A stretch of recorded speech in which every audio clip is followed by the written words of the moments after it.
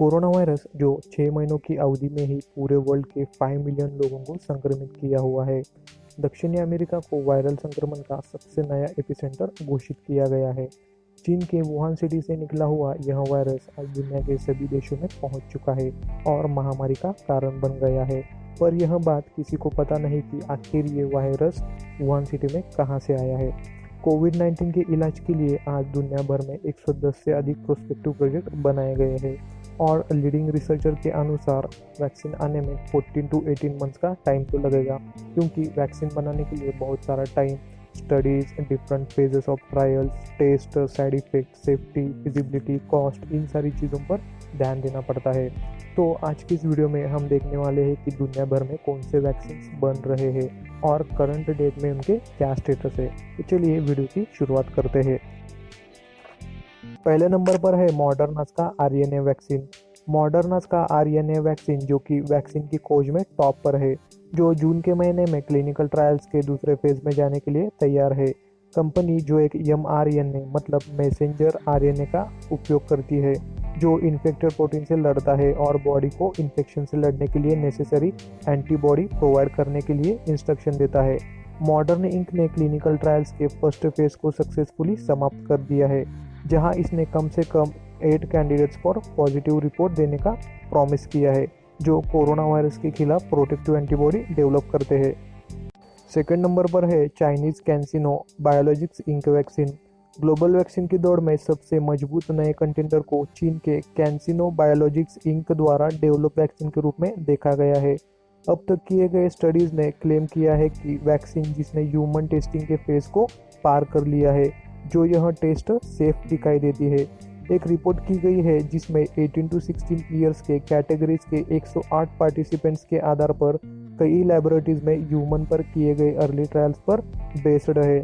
यह vaccine virus के कुछ सर्टन म्यूटेशन के साथ बनाई गई थी, जिसका नाम AD5 है, जो जेनेटिकली सेल्स के अंदर इंजेक्ट होने पर प्रोटीन स्ट्रक्चर को मॉडिफाई करता है और यह वायरस के मॉलिक्यूल्स को तोड़ने और इसे आगे बढ़ने से रोकने में सक्षम होता है। स्टडी से ऐसे पता चला है कि यह वैक्सीन इंजेक्शन पॉसिबली बॉडी की इम्यूनिटी और टी सेल्स के प्रोडक्शन में मदद करता है। हालांकि इस वैक्सीन के लिए अभी भी एक लंबा रास्ता तय करना है ताकि उसे पूरी दुनिया में यूज़ करने के लिए ग्रीन सिग्नल मिल जाए, क्योंकि इस इंजेक्शन के बहुत सारे साइड इफेक्ट भी है। तीसरे नंबर पर है Oxford university and AstraZeneca PLC vaccine. Oxford university और फार्मा की दिग्गज कंपनी एस्ट्राजेनेका PLC के एक्सपेरिमेंटल वैक्सीन के बीच कोलैबोरेशन है। अप्रैल में टेस्टिंग शुरू होने के बाद यह वैक्सीन सबसे आगे थी। वैक्सीन जिसमें नॉर्मल कोल्ड वायरस के वीक म्यूटेशन का उपयोग किया गया था। एडोनोवायरस को SARS-CoV-2 के जेनेटिक मटेरियल के साथ मिलाया गया है, जबकि ट्रायल स्टैंडर्डाइज्ड एनिमल टेस्टिंग के साथ शुरू हुए थे। न्यू रिपोर्ट से पता चलता है कि यह वैक्सीन वायरस को रोकने में प्रभावी नहीं है और इस प्रकार खतरनाक कोरोना वायरस के स्प्रेड को रोकने में सक्षम नहीं हो सकती। इसके बावजूद टेस्टिंग को दूसरे फेज में मूव करने के लिए सेट किया गया था, जहां पर 5 टू 12 ईयर्स के कैटेगरीज के 10,000 लोग इस टेस्टिंग में इन्वॉल्व थे।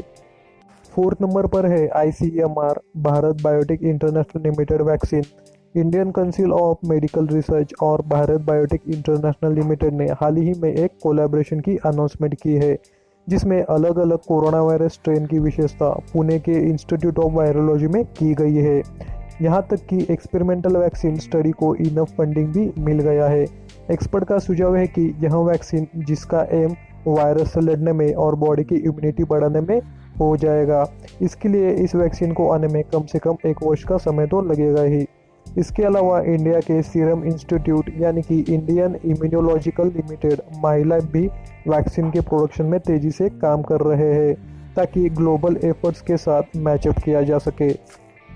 फिफ्थ नंबर पर है थाईलैंड्स mRNA वैक्सीन। थाईलैंड जो कि पिछले हफ्ते 22 मई को अनाउंसमेंट किया है कि इन्होंने चूहों पर पॉजिटिव रिजल्ट इसका अपनाया है। अब यह मंकीज पर वैक्सीन की टेस्ट करने के लिए आगे बढ़े हैं और सितंबर तक उन्हें एक क्लियर रिजल्ट प्राप्त करने की उम्मीद भी है।